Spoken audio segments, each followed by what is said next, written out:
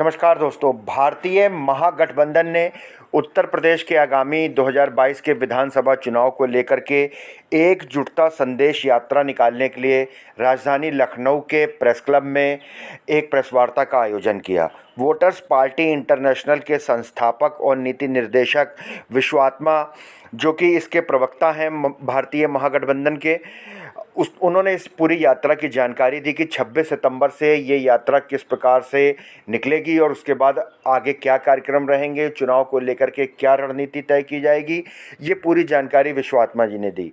SC, ST, OBC और अल्पसंख्यकों की राजनीतिक एकजुटता के लिए 44 से ज़्यादा दलों को मिलाकर के ये भारतीय महागठबंधन बनाया गया है और इन्होंने साफ तौर से बड़े दल जैसे समाजवादी, बसपा, आप इत्यादि को भाजपा के खिलाफ एक ही मंच के नीचे, एक झंडे के नीचे आने के लिए कहा है, जिससे कि बीजेपी को हराया जा सके और आने वाले चुनाव में उत्तर प्रदेश में SC, ST या OBC का मुख्यमंत्री और उनकी सरकार बनाई जा सके। तो आइए विश्वात्मा जी से जानते हैं कि भारतीय महागठबंधन किस तरीके से उत्तर प्रदेश के चुनाव को लेकर तैयारी कर रहा है और कैसी होगी।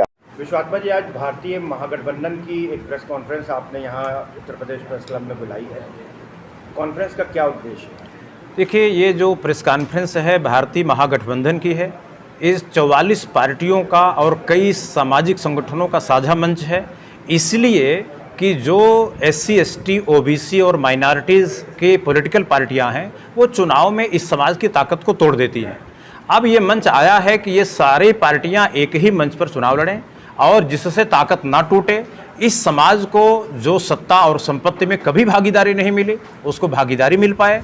और पिछले 11 तारीख को इस पर सभी पार्टियों ने रविंद्रालय में एक प्रस्ताव पारित किया था कि हम लोग अलग अलग कोई प्रत्याशी खड़ा नहीं करेंगे, एकजुट होकर के विधानसभा उत्तर प्रदेश का चुनाव 2022 में लड़ेंगे।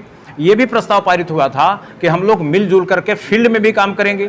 उसी क्रम में आज की प्रेस वार्ता में हम यह बता रहे हैं कि 26 सितंबर से मुरादाबाद से शुरू होगी हमारी एकजुटता संदेश यात्रा।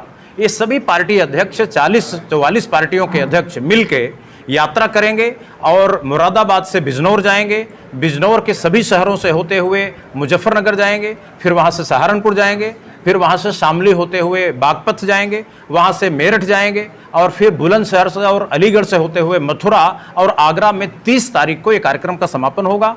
और दूसरे चरण की शुरुआत तब होगी जब एक समीक्षा वार्ता होगी, समीक्षा होगी कि इसको हम और कैसे बेहतर बना सकते हैं। इस बीच कल शाहजहांपुर में मौलाना तौकीर रजा और हमारा एक साझा कार्यक्रम है, विश्व शांति संगोष्ठी है, वहाँ भी हम मेरठ बरेली मंडल के लोगों सब इकट्ठा हो रहे हैं। हम उनको यह बताएंगे कि भाई शांति से रहना, अमन से रहना, मिलजुल के रहना आपके हित में भी है, समाज के हित में भी है, राष्ट्र के हित में भी है।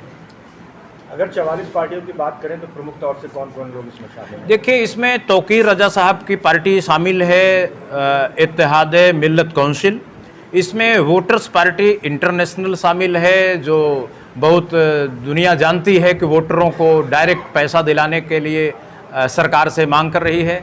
इसमें और भी कई पार्टियां हैं इस तरह के जो दलितों से संबंधित हैं, अनुसूचित जातियों से संबंधित है, और ख़ास करके वही पार्टियां हैं जो मोस्ट OBC से बिलोंग करती है। ये मोस्ट OBC के लोगों को हम ये कह रहे हैं कि आप अगर समाजवादी पार्टी से नाराज हो तो कोई बात नहीं, लेकिन बीजेपी की तरफ मत जाओ। हम ये कह रहे हैं कि आप महागठबंधन को वोट दो और हम अखिलेश जी को, मायावती जी को समझाएंगे कि भाई ये आप लोगों की बिरादरी से बहुत मुख्यमंत्री बन लिए हैं, अब मोस्ट OBC से भी मुख्यमंत्री बनने दो। हमें उम्मीद है मायावती जी और अखिलेश जी मान जाएंगे।